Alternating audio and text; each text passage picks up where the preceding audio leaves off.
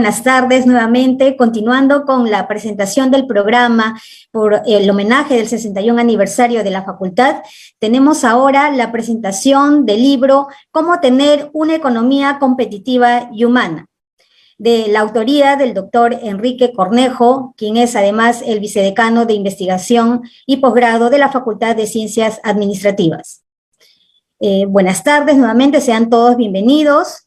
Doctor Augusto Hidalgo Sánchez, decano de la Facultad de Ciencias Administrativas, al doctor Enrique Cornejo, vicedecano de investigación y posgrado de la Facultad de Ciencias Administrativas, a los comentaristas invitados en esta tarde, el doctor Alfonso López Chau Nava, rector de la Universidad Nacional de Ingeniería, al doctor Juan Biondi Chau, destacado lingüista y semiólogo, y al doctor Ricardo Norberto Villamonte Blas, destacado economista y docente de la Universidad Nacional Mayor de San Marcos. Docentes, estudiantes, administrativos de la facultad y público en general conectado en esta tarde, muchas gracias por estar aquí.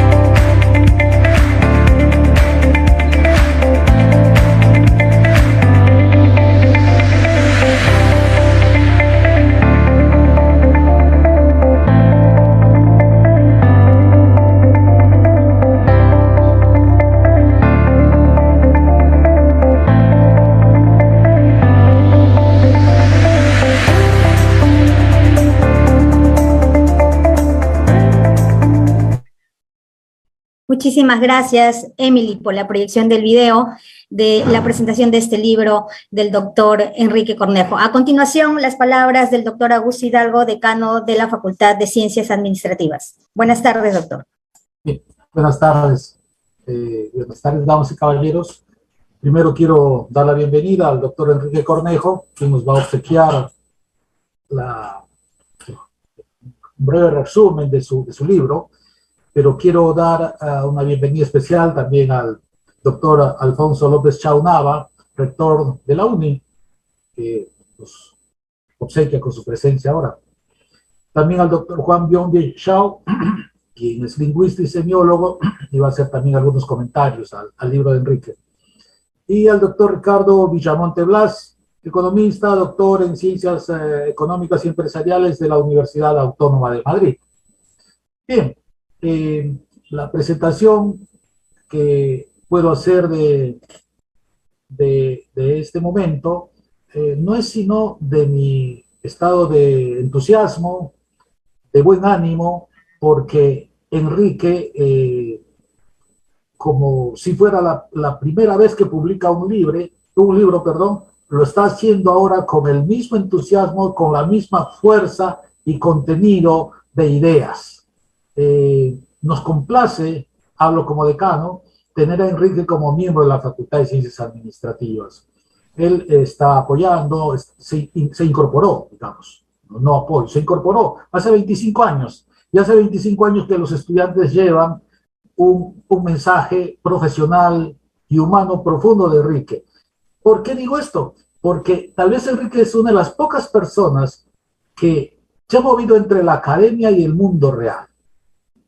Entonces, eso le ha permitido elaborar argumentos, diagnósticos certeros, pero al mismo tiempo proponer fórmulas realistas para el futuro. Y entonces y además de su profunda cultura humanística, le han permitido formular un conjunto de ideas que ahora condensa en este libro, cómo tener una economía competitiva y humana. Bien, pero no quiero hacer mayores comentarios, simplemente dejar en el uso de la palabra a nuestros invitados y, repito, expresar una vez más nuestra complacencia por Enrique. Quiero terminar con un argumento más. Enrique hoy es vicedecano de investigación y posgrado. En este periodo que tenemos alrededor de un año en la gestión, posgrado ha desarrollado enormemente. Posgrado se ha internacionalizado. Hoy tenemos un gran número de profesores extranjeros, tanto en doctorado como en las diversas maestrías. Tal es así que el número de estudiantes de posgrado ha igualado al número de estudiantes de pregrado ahora. Y eso realmente habla mucho y habla bien, no solamente de la universidad, sino de quien tiene a cargo el comando de este espacio de la universidad. Bien, con estas palabras, entonces, agradezco una vez más a nuestros invitados, al doctor López Chao Nava, al doctor Biondi Chao y al doctor Villamonte Blas. Muchísimas gracias, estimado doctor Augusto Hidalgo.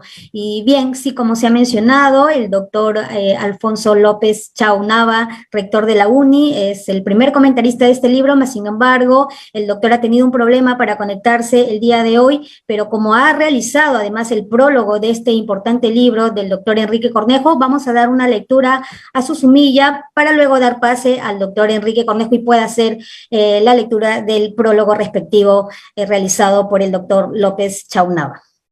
El doctor Alfonso López Chao Nava es economista peruano con doctorado en la Universidad Nacional Autónoma de México, con una maestría en economía con mención honorífica por la UNAM y licenciatura en economía en la Universidad Nacional del Callao. Actualmente es rector de la Universidad Nacional de Ingeniería y él se ha desempeñado como docente en las áreas de macroeconomía, política económica, teorías del desarrollo y economía política en la Facultad de Ingeniería Económica, Estadística y Ciencias Sociales de la Universidad Nacional de Ingeniería. Además, ha sido director del Banco Central de Reserva del Perú entre los años 2006 y 2003. También se ha desempeñado como catedrático en el doctorado de nuestra Universidad Nacional Mayor de San Marcos y del Centro de Altos Estudios Nacionales, habiendo sido premiado como catedrático distinguido. Además, ha sido profesor visitante en la Universidad Autónoma Metropolitana en México y fundó y dirigió la revista Apertura entre los años 1992 y 1996. Sus últimos libros son Proyecto de Nación, Liberalismo Social o Socialismo Liberal del año 2019 y Estrategia de Desarrollo Alternativo para la Economía Peruana, segunda edición, también del año 2019. Además, cuenta con múltiples publicaciones y columnas de opinión en periódicos y revistas nacionales como el diario El Comercio, el diario La República, el diario Gestión y Hildebrand en sus tres. Promueve en el campo de la economía y las finanzas para que el Perú constituya un fondo soberano de riqueza a fin de que las reservas del BCR obtengan una mayor rentabilidad. Y en el campo de la industria y de las ingenierías promueve que el Perú adopte como política de Estado el impulso a la transformación de la matriz productiva a través de la industria del hidrógeno verde. Fue declarado como ciudadano ilustre de la provincia constitucional del Callao. Bien, vamos a dar ahora las palabras al doctor Enrique Cornejo para que dé lectura al prólogo de su libro, como decíamos, que ha sido escrito por el rector de la UNI. Adelante, doctor Enrique. Muchas gracias, señor decano. Muy buenas tardes. Muchas gracias por sus palabras. A todos los asistentes, mi agradecimiento por acompañarnos en este acto académico. Efectivamente, el día de hoy, en la mañana, el ahora rector de la UNI, el doctor Alfonso López Chao Nava, me pidió que a través de estas palabras lo disculparan de no poder estar presente, porque por el cargo que hoy ostenta, hace pocas semanas, está en una reunión que salió inesperadamente con SUNEDU, y eso ya le impedía estar como hubiera querido en esta sesión. Sin embargo, me pidió que pudiera leer, y lo voy a hacer, algunos párrafos o más de la presentación que está contenida en el libro. Dice así, cito: Enrique Cornejo nos presenta Cómo tener una economía competitiva y humana, un libro que analiza sus preocupaciones académicas y políticas. Los temas están agrupados en 11 bloques, de acuerdo a las temáticas elegidas por el autor, y abarcan un periodo que va desde la década del 80 hasta este tiempo. Comentar este libro es una tarea enorme que me conduce a concentrarme en temas que, en palabras de Enrique, tienen que ver más directamente con la agenda del desarrollo. Aunque Enrique no deja de escribir sobre educación, inflación, devaluación, justicia social, deuda, corrupción y transparencia, nos concentraremos en algunos temas suficientes para mostrar las preocupaciones del autor por la economía política o enfoque sistémico de la vida económica, política y social del Perú. El concepto de proyecto nacional necesita el concepto de la nación, y la idea de la nación no existe si esta no es concebida como alma, espíritu y meta común. Y la meta común implica claridad sobre el rumbo, implica tener certeza de hacia dónde vamos.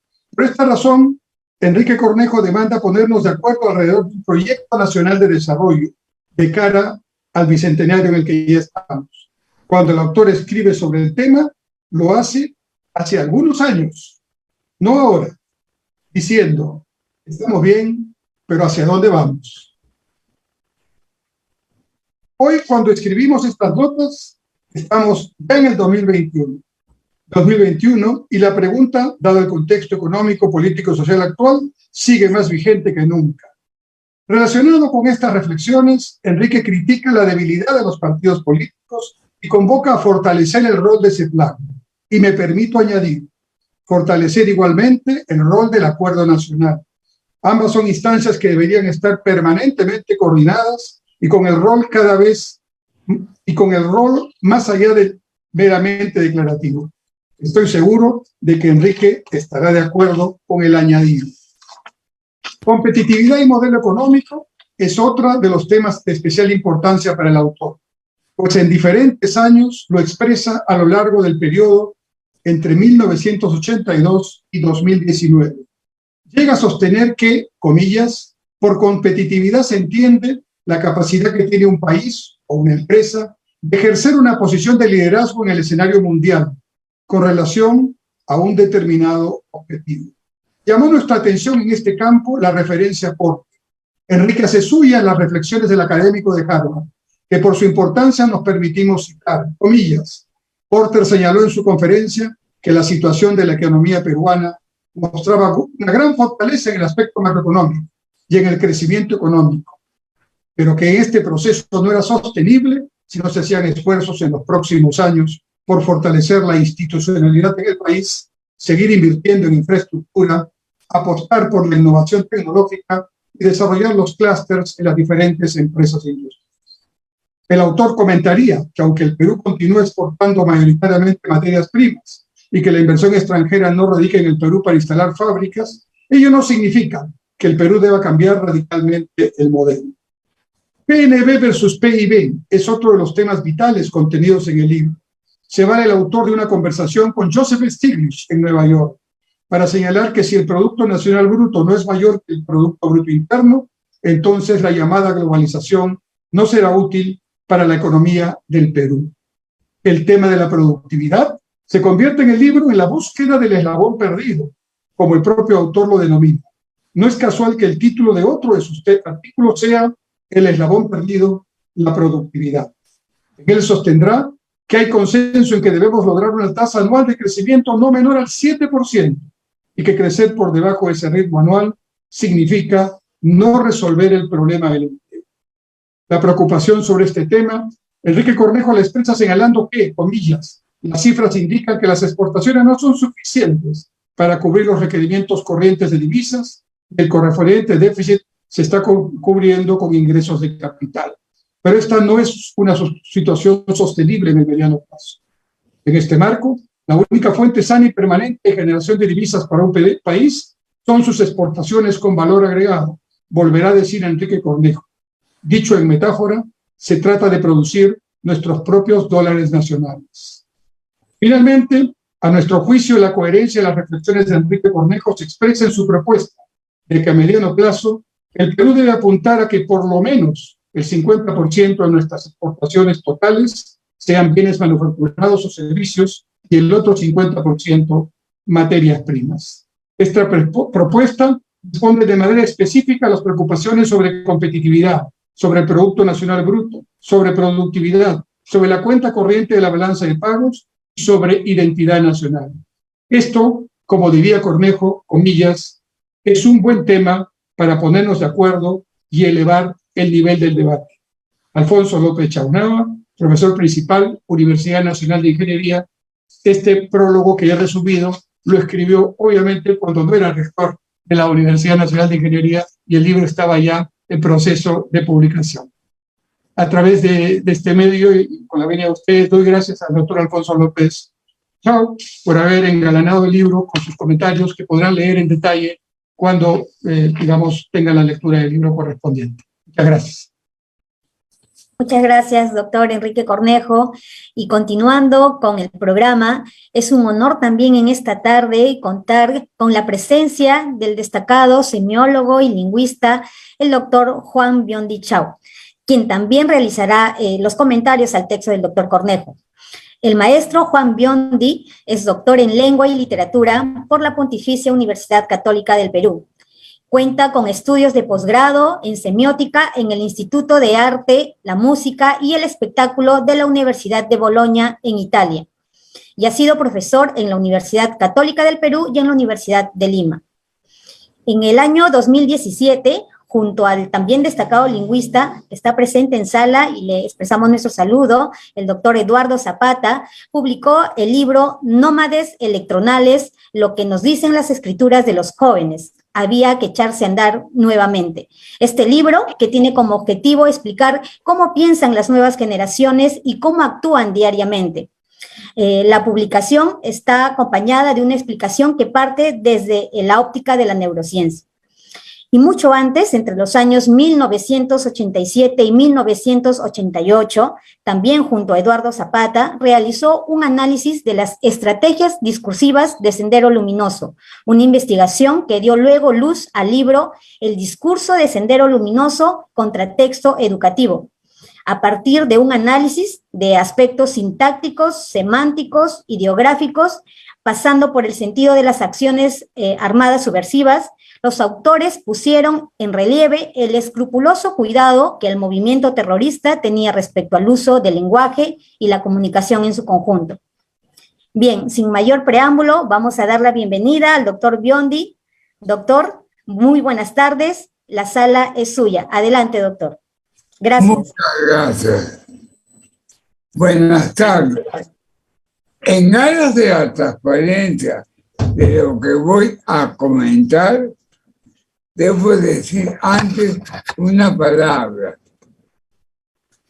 Esta palabra ya está en uso en el docente lingüístico de nuestro idioma.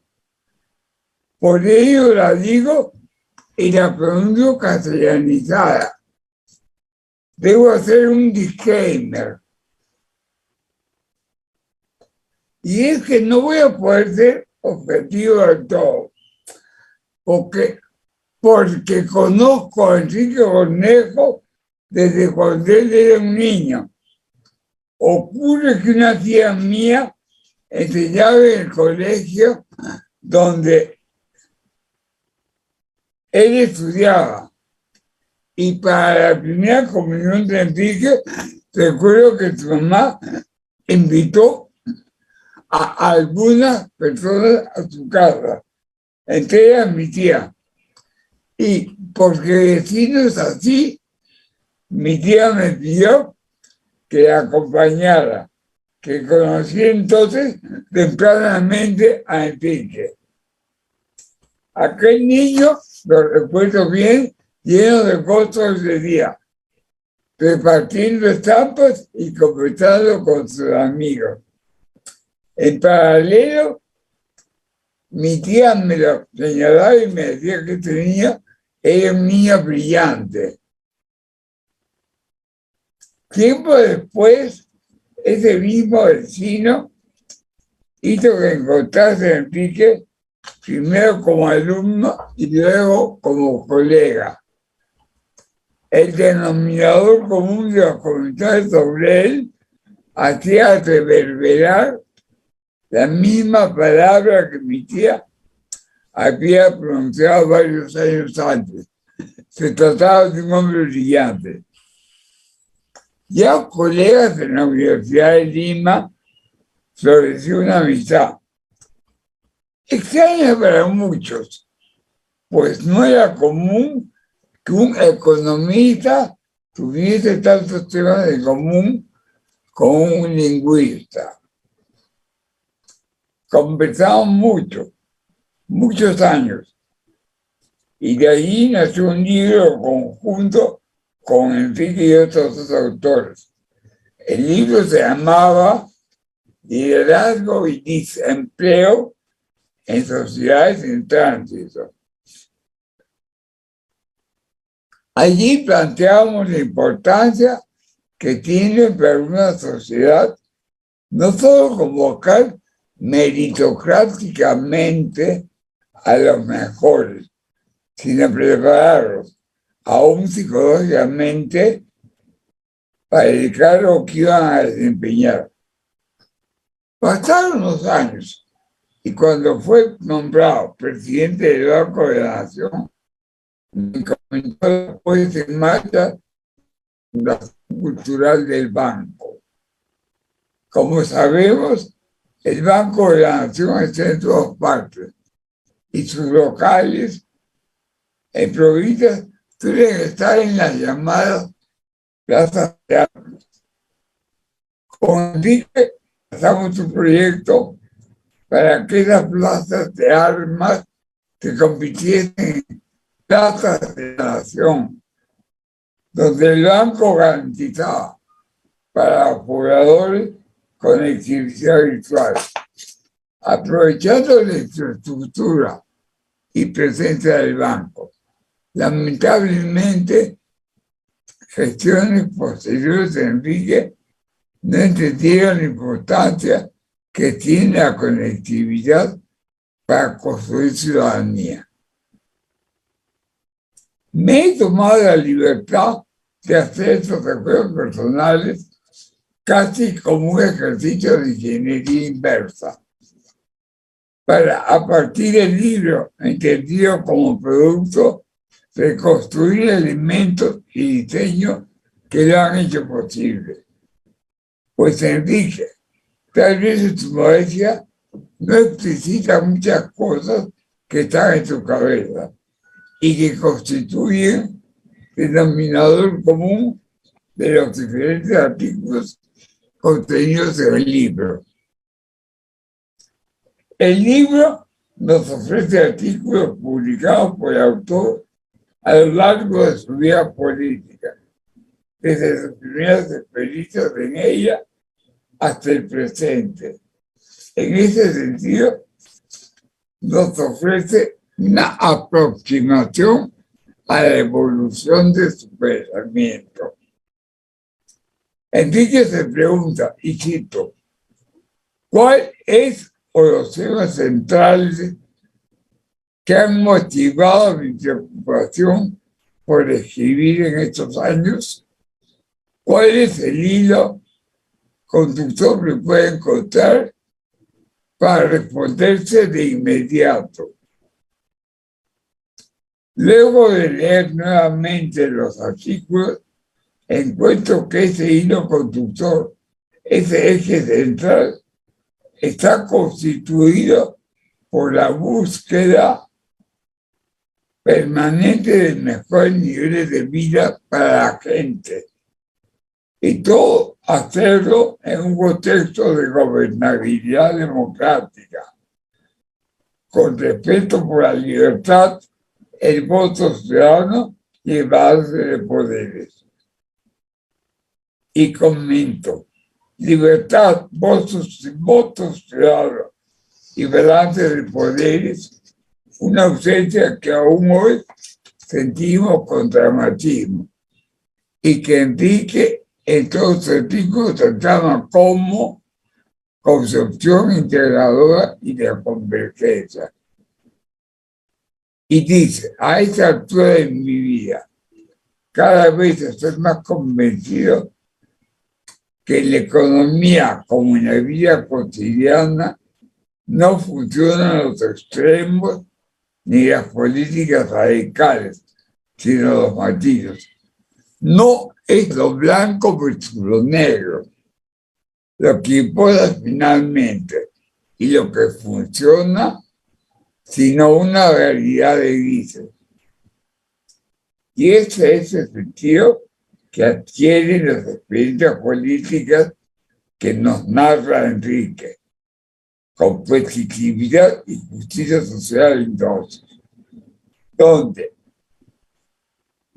vuelvo a citar, la búsqueda de competitividad tiene que convertirse en una política de Estado. Y digo, permanente, porque vivimos tiempos donde el cambio es permanente.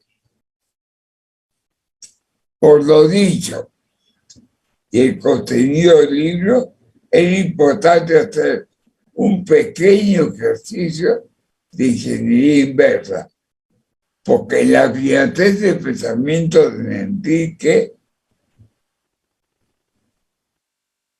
en su preocupación por conectar vidas, mercados e historias, en su capacidad de diálogo interdisciplinario, hallamos el input para el libro que hoy nos convoca. Experiencias personales en las cuales podemos encontrar camino para la formulación y práctica de una teoría económica que garantice a cada peruano una auténtica condición de ciudadano.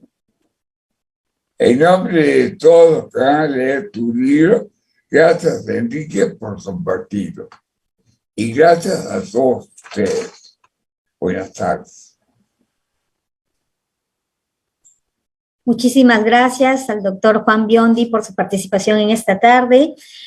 A continuación vamos a hacerle entrega de un diploma de reconocimiento por haber participado en su calidad de comentarista del libro del doctor Enrique Cornejo, Cómo tener una economía competitiva y humana. Ya luego el doctor Enrique Cornejo hará llegar estos respectivos diplomas de reconocimiento a sus correos. Muchísimas gracias, doctor Biondi, nuevamente. Gracias a ustedes. Bien, y continuando con el programa, tenemos ahora la participación del destacado economista y docente universitario de San Marcos, el doctor Ricardo Norberto Villamonte Blas. El docente Villamonte Blas Es doctor en Ciencias Económicas y Empresariales y cuenta con una maestría en Administración de Empresas en la Universidad Autónoma de Madrid. Es economista colegiado por la Universidad de Lima, Premio Nacional de Economía, otorgado por el Colegio de Economistas y por la Fundación Friedrich Ebert, becas de investigación en la Universidad Libre del Berlín, RFA, y en la Universidad Luigi Bocconi, Milán, en Italia. Cuenta con una experiencia profesional de 30 años en diversas actividades gerenciales, de consultorías, asesorías y cooperación técnica, y se ha desempeñado como asesor en organismos locales y también organismos internacionales. Muchísimas gracias por su presencia al doctor Ricardo Villamonte Blas. Por favor, adelante con sus palabras para sus comentarios en esta tarde. Buenas tardes, doctor. Muy buenas tardes. ¿Me escucha bien? ¿No? ¿Se me escucha bien? ¿Se le escucha, doctor? Sí, se le escucha. Ok, muy bien. Bueno, muy buenas tardes con todos. Doctor, discúlpeme que le interrumpa, se le baja por momentos el volumen, o al menos es lo que yo escucho. O sea, se escucha bien un momento y luego es como que bajar el volumen, y quisiéramos no perdernos, obviamente, sus comentarios tan importantes en esta tarde. A ver, por favor, nuevamente. Gracias. ¿Ahora se me escucha bien? ¿Se me escucha? Sí, doctor. A ver, adelante. Bueno, estaba saludando en primer lugar al señor Decano, al señor Hidalgo, al Conejo, a la oportunidad de presentar este libro, al doctor Juan Riotti, que fue mi profesor en la ciencia. Y bueno, a continuación paso a hacer una pequeña semblanza del autor. Y quisiera destacar lo siguiente, ¿no? Un grupo de exalumnos acompañamos en lo que yo llamo un proyecto de mejoramiento de la calidad de la enseñanza y el Centro de Investigación de la Universidad de Lima, al doctor Luis Remolino Soberón. A criterio Enrique fue siempre el perfil y avanzado de ese proyecto. El proyecto no concluyó como hubiésemos deseado, pero fue un conjunto de algunos economistas que desempeñaron muchos cargos en alta dirección de instituciones públicas y privadas. Enrique fue el que más destacó. 2 veces ministro y presidente de varias instituciones. Han pasado 50 años. Y de una u otra manera ese grupo participó como docente o conferencista en casi el 50% de las universidades del Perú y en varias del extranjero. Enrique realmente fue herido y con mucha generosidad nos abrió una puerta y muchas vidas. Este proyecto dejó en nosotros la semilla y la inquietud de publicar artículos y libros. Nuevamente Enrique destacó con más de 1000 artículos, si no me equivoco, y más de 30 libros. Por ello, para mí Enrique es un honor, ¿no?, que me llegas esta representación de economía competitiva y humana. Ahora, refiriéndome propiamente al libro, desde mi punto de vista quisiera destacar 3 elementos, ¿no? En primer lugar, encuentro yo en el libro un gran valor agregado en muchos de los temas que trata. En segundo lugar, encuentro que otros temas tratados, entre los muchos temas tratados, se adelantó a muchas de las soluciones que ya se han tomado o que vienen siendo todavía discutidas. Finalmente, en tercer lugar, aprecio lamentablemente que pese al tiempo transcurrido, muchas de sus sugerencias, enfoques y planteamientos no vienen siendo tomados en cuenta, y creo yo que nuestro sano juicio económico nos da la razón. El libro contiene 11 partes.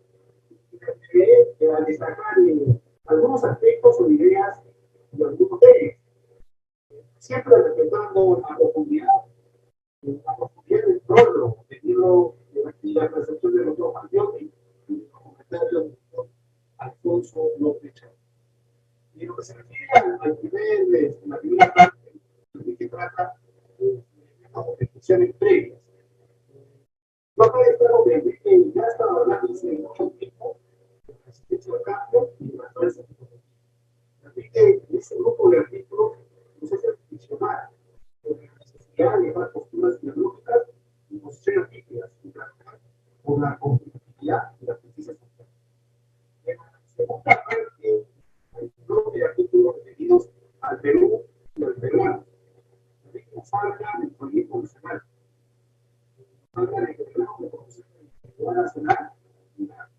organización como que usan conceptos incompetibles.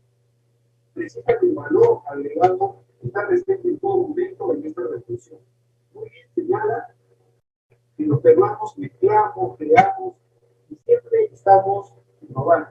Muestra como gran ejemplo a la gastronomía peruana, la música y la diversidad cultural.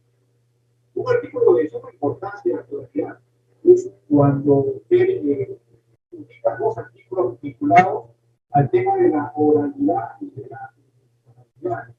Y en este sentido quisiera hacer una remembranza al gran señor Zapata, la censura del documento, por muchos de nosotros nos hemos empapado y que tenemos pensado. Respecto a ese tema de orales y orales, también menciona que podemos dar saltos cualitativos, impresionantes en términos de intelectualidad, que aprovechemos que una gran proporción de peruanos hechas y hermanas son orales y que se sienten mucho más cómodos con la intelectualidad. Pasando a la tercera parte del artículo referido a la... Doctor, disculpe que lo interrumpa, disculpe la interrupción. Lo que pasa es que su audio va y viene y el público está escribiendo por el chat que justamente no le... Si hay forma quizá de que se acerque más al micro o alguna salida, o si no, sí, por favor. Solamente eso, mil disculpas, pero es en el ánimo de que los aquí participantes puedan escucharle. Gracias. Muchas gracias. Bueno, retomando la lectura del libro de Quique, me refiero a la tercera parte, de la competitividad y la justicia social. Enrique precisa que la justicia social es tener un empleo digno, educación de calidad, orientada al trabajo productivo y a la solidaridad, educación de calidad y orientada al trabajo productivo. Creo que nos parece que todos pensamos y hemos reflexionado mucho como que este es el enfoque que necesita como plan mínimo el presidente del gobierno. Pasando a la cuarta parte, la producción, la productividad y la generación de empleo, y Enrique es una referencia a que hay una diferencia significativa con experiencias de otros países como los cristianos, en los que la mayor parte de lo que se genera en el proceso productivo se refiere en los mismos países. Realmente también se ve que no se pueden aplicar políticas claras, y claro, y menos esperar que el surgimiento del agro sea el producto del libre juego de las fuerzas de la oferta y de la demanda. En nuestra estructura productiva también debe considerar la gran potencialidad y ventajas competitivas que poseemos en actividades y servicios como turismo, consultoría, gastronomía, comunicación y servicios. Quisiera también pasar a referirme al bloque de artículos de la parte quinta. En esta parte entiendo yo que gracias a tu deseo permanente de viajar y conocer más el centro del Perú, que no he tocado mucho de la realidad peruana, y que sostiene y demuestra la necesidad de descentralizar el Perú. Propiciona varios casos y soluciones, entre ellos el promover fronteras vivas, como contraposición a la situación de apertura al plan amazónico, expone como ejemplo convertir a Pisco en un polo de desarrollo. En la séptima parte se encuentro que la sumatoria de artículos presenta un pequeño resumen sobre la evolución, tratamiento y solución de la deuda externa que será de mucha utilidad para que las nuevas generaciones conozcan y comprendan la historia que nos dejó vivir y que deben cuidar que no se vuelva a repetir. Me interesó mucho las reflexiones sobre construir un sistema de información comercial y me hizo recordar cómo países que lograron un milagro de salir de la etapa de la destrucción de la posguerra lograron a volver a ser potencias mundiales, como el caso de Japón. En la novena parte nos hace referencias a varios artículos sobre el sistema financiero. El Ministerio presenta un tratamiento suficiente y consistente sobre la canalización directa y indirecta de recursos a través del mercado financiero en el Perú, del sistema financiero, de la descentralización. Hasta llegar al problema actual de la banca, de la bancarización, los créditos y su capitalización. Finalmente, en la 10ª parte, Enrique se refiere a un tema muy discutido, dejado de lado últimamente, ¿no? La importancia de promover la cultura del valor agregado y la importancia del planteamiento estratégico de mediano y largo plazo. Para mí, este documento es una joya más que Enrique nos regala y que yo me comprometo en lo personal a usarlo como texto. Nada más, estoy muy agradecido, Enrique, de que me des esta oportunidad de presentar tu libro 36. Muchas gracias.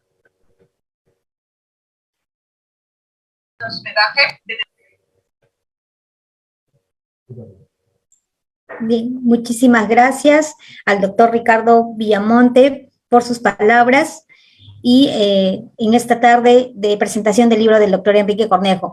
A continuación vamos a justamente ceder la sala al doctor Enrique para sus palabras respecto a esta publicación. Adelante, doctor Enrique. Muchas gracias a todos los asistentes, a Juan, a Ricardo, por sus palabras de presentación. Yo haré solamente algunos comentarios. Como ya se podrán dar cuenta cuando tengan la oportunidad de leer el libro, este es un libro que intenta llamar la atención de la tremenda mediocridad que tiene hoy día el debate en el Perú y de la tremenda necesidad que tenemos de ponernos de acuerdo sobre puntos básicos en los que no hay mucha diferencia, creo yo, ni tampoco debería haber ninguna discusión ideológica. Temas como tener una educación básica de calidad. ¿Qué discusión ideológica puede tener si debe ser de consenso? Temas como tener la salud preventiva como un asunto concreto y que vaya más allá del discurso.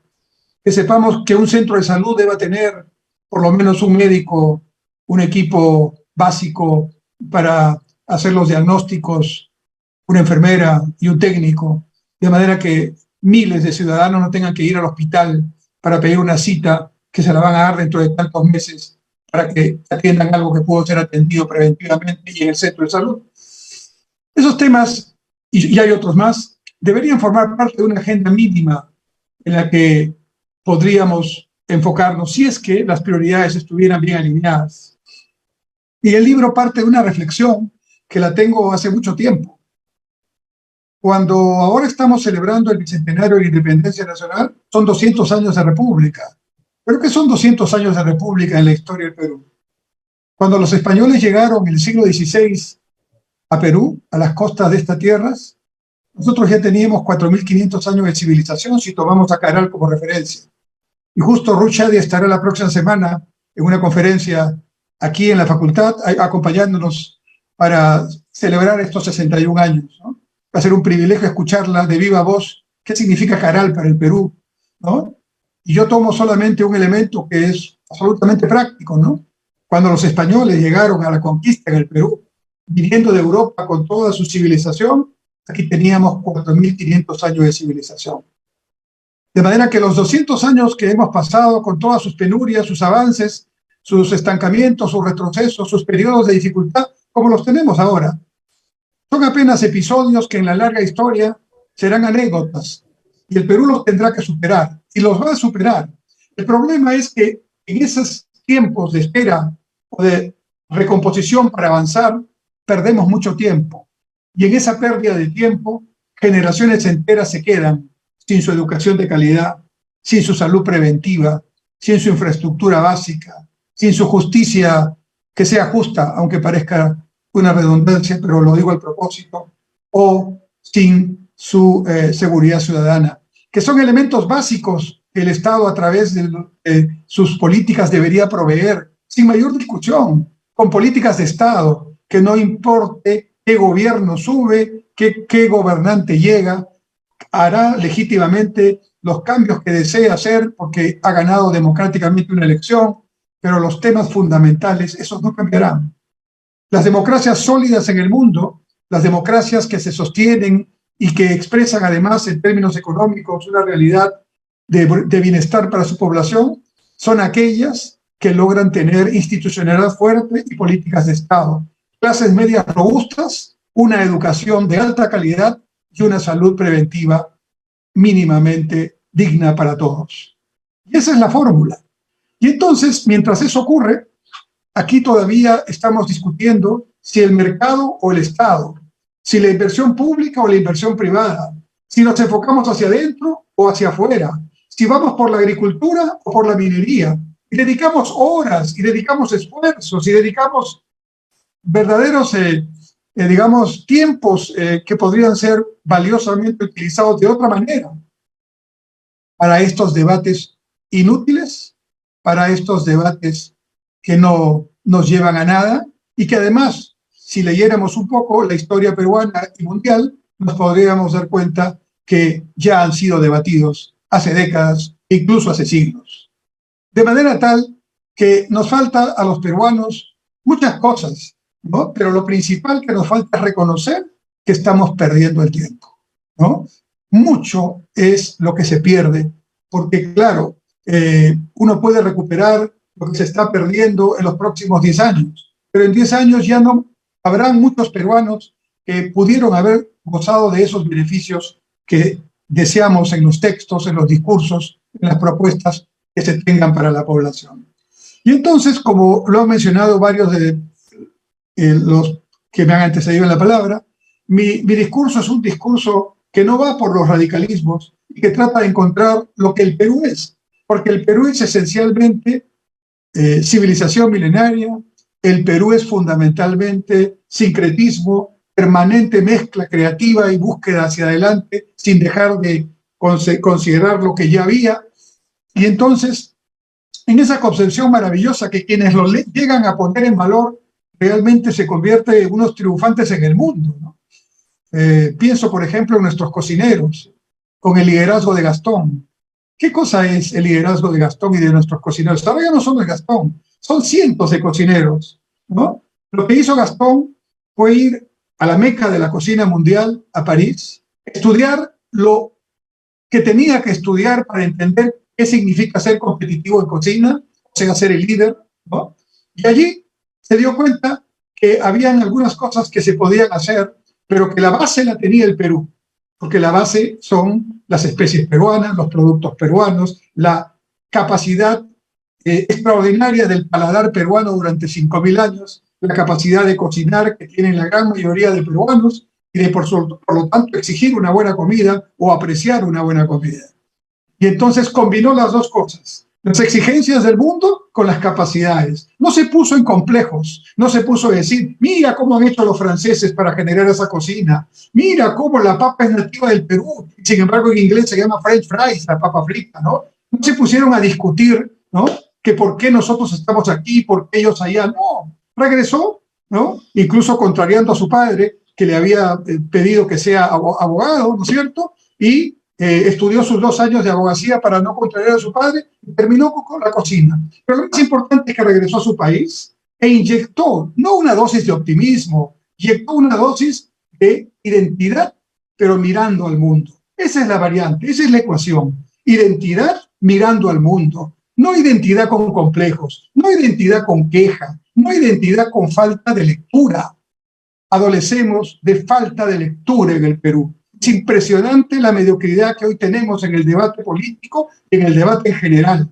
Es impresionante cómo nos contagiamos todos por ese debate tan mediocre. Empezamos, sin quererlo, también a ser mediocres al participar así. Sabemos muchos lo que tenemos que hacer, pero resulta que porque tenemos que sobrevivir y tenemos que estar en la realidad en la que nos movemos, tenemos que estar viendo todos los días cómo se pierde tiempo en Perú, ¿no? Y entonces todos los que llegan, y me refiero a los que llegan a niveles de gobierno en todos los ámbitos, el nacional, el regional, el municipal, pretenden empezar de cero.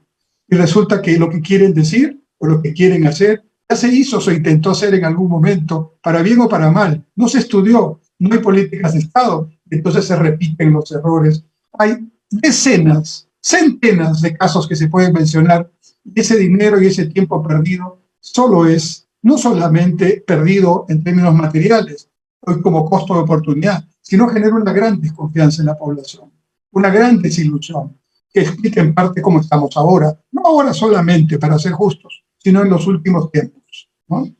Y entonces, mi propuesta es, en lugar de estar discutiendo si mercado o Estado, si minería o agricultura, si inversión pública o privada, que son las falsas dicotomías que ahora se presentan como novedad, empecemos a trabajar en cómo logramos que el mercado haga su tarea, porque cuando funciona el mercado es muy importante, y hay que decirlo así claramente.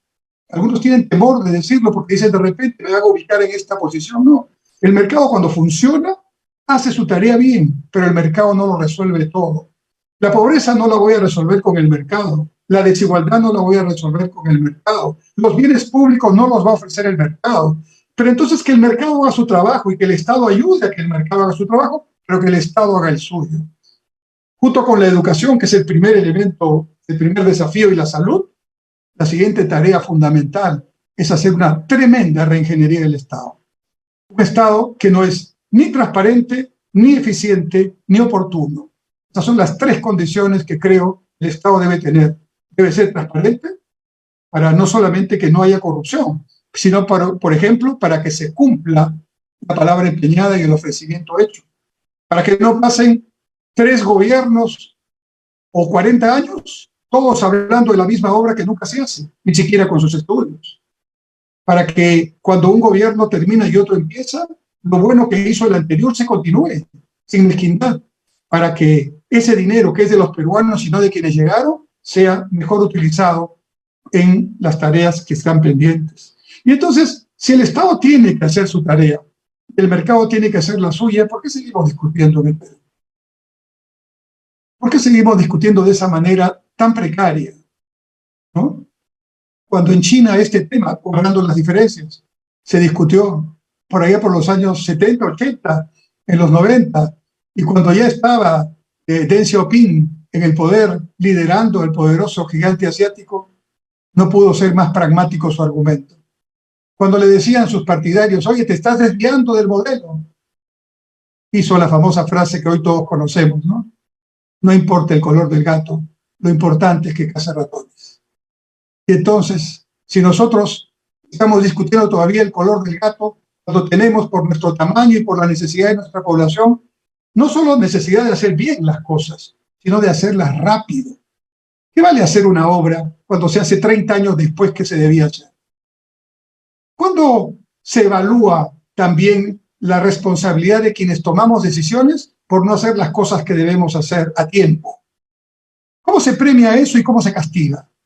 No solo se debe castigar al que comete un error o que va en contra de la legalidad, también se debe castigar al que no usa bien los recursos. Está en la Biblia. Cuando se repartieron los talentos, el talento enterrado fue castigado, el que había cometido esa situación que en su forma de ver era la forma más segura de resguardar el talento ante el Señor, ¿no? Fueron premiados los que multiplicaron los talentos una y otra vez, y fue castigado el que devolvió enterrado el talento.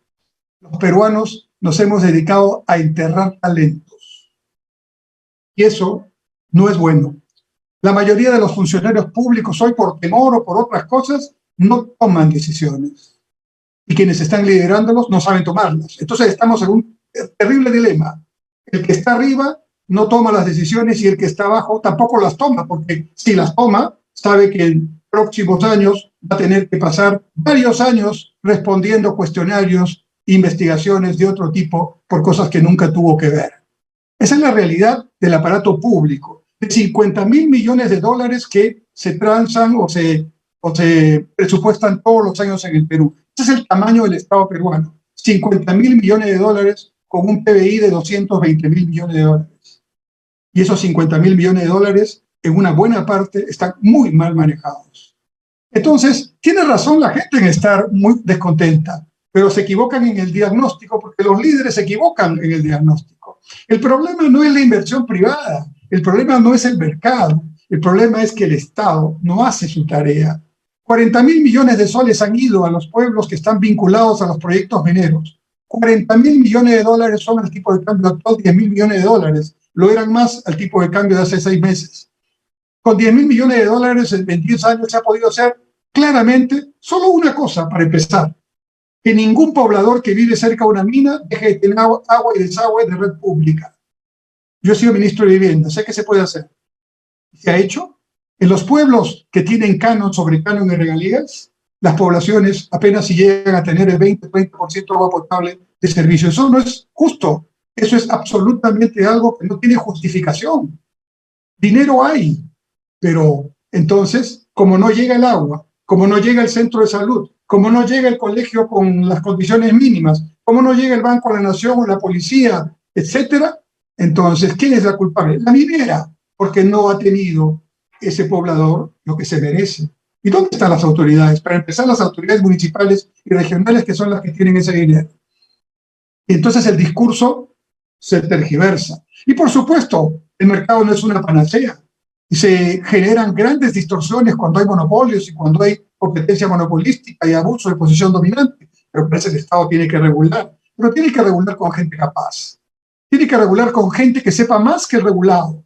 Tiene que regular con gente que no viva su sueldo del regulador, del regulado, ¿no? Como ocurre ahora con las reguladoras. Todas las reguladoras pagan el sueldo de los que los vigilan. Eso no es posible. Eso es absolutamente ilógico, ¿no? Es también lo que pasaba con la Contraloría en años pasados, donde la persona que llevaba el control interno era de la planilla del controlado.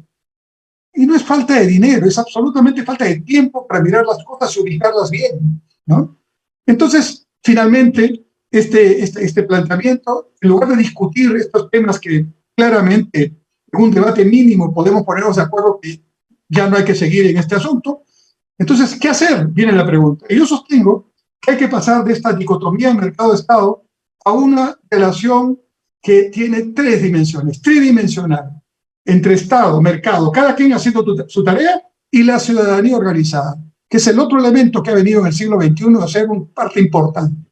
La ciudadanía organizada a través de su academia, por ejemplo, sus universidades, que tienen que dejar de ser esas instituciones que están solamente mirando hacia adentro y tomar un rol importante, no solo en la investigación científica, que es su tarea, sino en su proyección a la comunidad para dar opinión, para dar soluciones a muchos temas, para elevar el nivel del debate sin temor y con diferencias al interior de la universidad. ¿Qué lugar más democrático que la universidad, donde se discute pensamiento científico desde diferentes puntos de vista?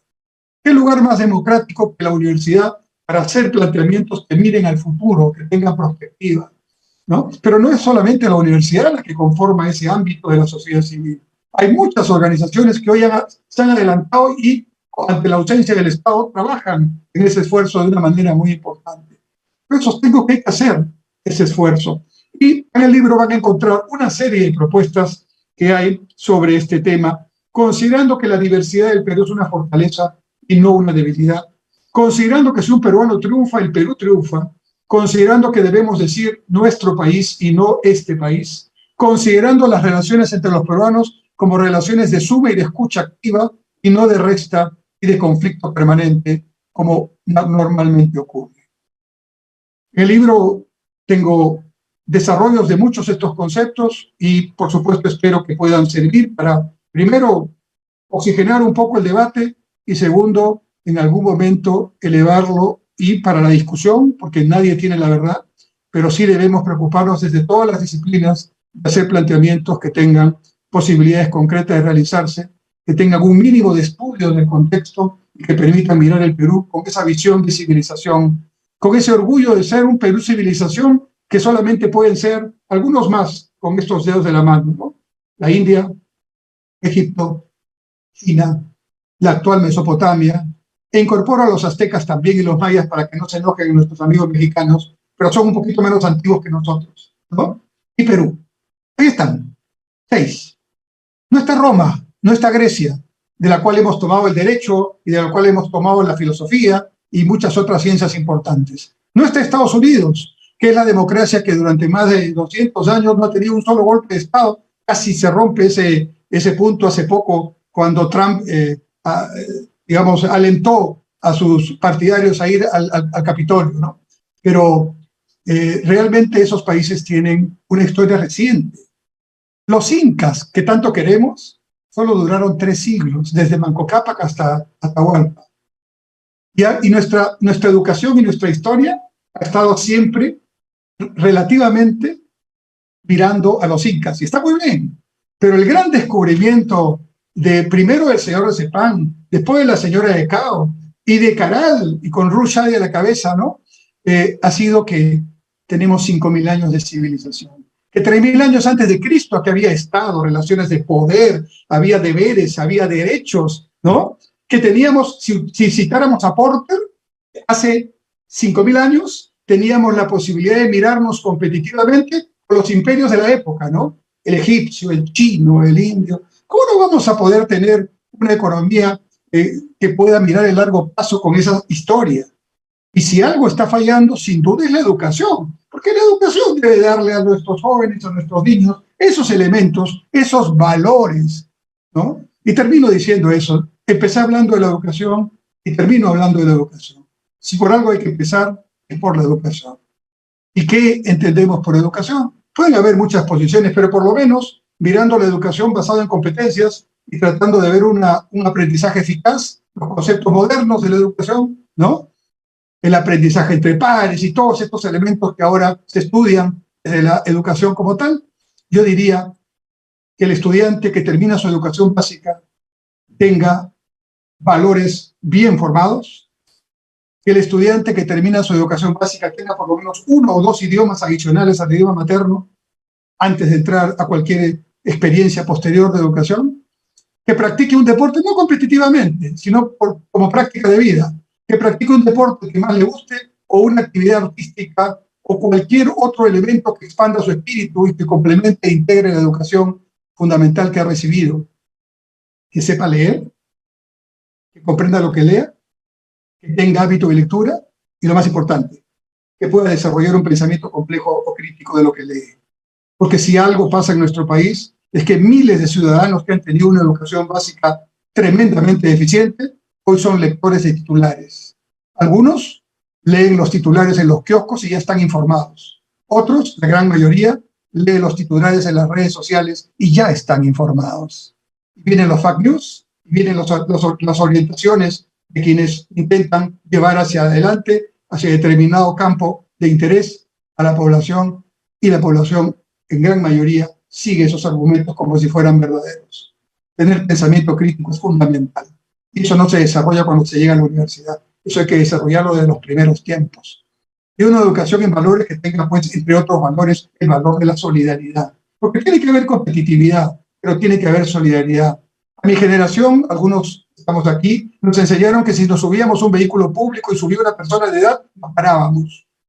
Hoy día sube a un transporte público alguien que está en cualquier condición, que podría estar muy bien sentado para facilitar su conducción, y jóvenes muy saludables ni siquiera se paran.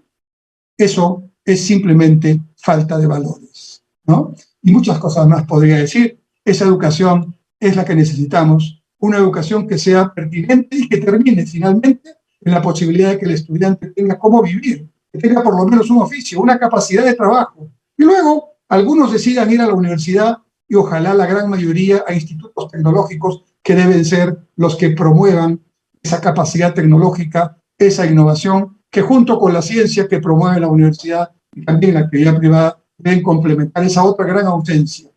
Y más D, más I, donde estamos desaprobados como país. Investigación científica todavía muy deficiente a pesar de todos los esfuerzos, desarrollo tecnológico todavía no sistematizado, e innovación en la sangre, en las venas, en los genes. Miren a nuestros emprendedores, miren a nuestros cocineros, miren a nuestros músicos, pero que puesto como política de Estado se convertiría en algo que signifique bienestar, nivel de vida para la gente. Esa es la preocupación principal que tengo, o que alguna de las preocupaciones principales que tengo alrededor de este libro, que espero, como digo, contribuya en algo al debate de enriquecer esa propuesta tan ausente que vemos ahora con la mediocridad con la que lamentablemente estamos observando se mira al país. Muchas gracias a todos por su asistencia y espero, por supuesto, que las críticas al libro vengan, porque de ellas me nutriré para seguir escribiendo y seguir mejorando la propuesta que hacemos. Muchas gracias. Muchísimas gracias al doctor Enrique Cornejo por habernos ilustrado en esta sala, con todos estos conocimientos, dada su experiencia y todo su trabajo, no solamente en el campo, sino sobre todo, como él mismo ha señalado, su trabajo intelectual de casi 4 décadas. Y bueno, el tiempo es tirano, ya tenemos que dar pase a la siguiente actividad, pero no queremos dejar o cerrar esta actividad señalando estas 5 grandes ideas que dejado el doctor Enrique Cornejo en esta tarde, donde, repito, nos ha ilustrado con todos esos temas de economía, geopolítica, cultura, ¿no? Él ha señalado que cuando el mercado cumple su función, hace su tarea y la hace bien. Pero para ello necesitamos, ha dicho él, un Estado que sea transparente, eficiente y oportuno, porque el Estado es el encargado de resolver los temas de pobreza y desigualdad. Ha hablado también de que esta ironía que vivimos en el país, ¿no? De donde los regulados o los reguladores no tienen ni la menor idea de lo que van a regular, ¿no? Un caso, por ponerlo a coyuntura, con el tema universitario y que está en debate actualmente es el tema con SUNEDU, por ejemplo, ¿no? Hay un debate amplio ahí sobre cómo viene regulándose el tema de la educación superior universitaria. Y finalmente, estos 2 grandes puntos que nos llenan de orgullo, ¿no? Que el Perú es una civilización milenaria, producto de un sincretismo de todos estos años de historia, y que tenemos que cultivar nuestra identidad, obviamente como lo hacen todos los países desarrollados, pero siempre mirando al mundo hacia adelante. Muchísimas gracias, doctor Enrique, y bueno, antes de cerrar esta actividad, por favor, quisiéramos proyectar el diploma que se me pasó hace un momento, las disculpas del caso al doctor Ricardo Villamonte. Doctor Ricardo Villamonte Blas, a nombre de la Facultad de Ciencias Administrativas, de su decano, el doctor Augusto Hidalgo, y obviamente el doctor Enrique Cornejo, este diploma de reconocimiento por su participación como comentarista en esta tarde. Muchísimas gracias a todos los que se han conectado y los invitamos a continuar en esta actividad, en esta semana de actividades, y a continuación con la ceremonia central de aniversario. Muchísimas gracias, muy buenas tardes.